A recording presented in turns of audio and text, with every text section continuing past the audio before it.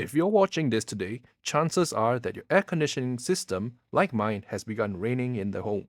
If you need a quick fix, then this video is for you. Let's learn. Now, your aircon is not leaking. This is caused by poor maintenance and the buildup of dust in the air conditioning drain system. Dirt has blocked the drainage pipe and the drain pan is full and overflowing. I'm using the Mitsubishi Electric StarMax aircon as an example today. If yours is different, this video might not be for you. First, you want to turn off the air conditioner. Then, it's a good opportunity to take out the filters and these flaps for cleaning. On this end is a little hatch. As you open it, you will see a white insulated pipe. This is your drain pipe. To clean this, you will need a wet-dry vacuum cleaner. I got a cheap one over here for 80 bucks, and I put a link up here if you decide to get one for yourself.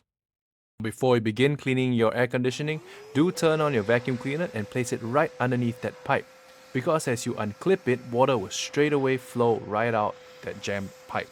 As you can see, I'm making quite a mess right here, so do throw down a few towels on the floor and catch the drips, and also try your best to suck up as much water as you can.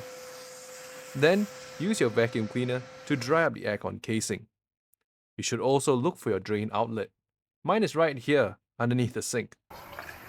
A wet towel will help form a better seal around the vacuum hose to give it better suction. Now look at this. This is all the dirty water I was able to pull out from my jammed pipe.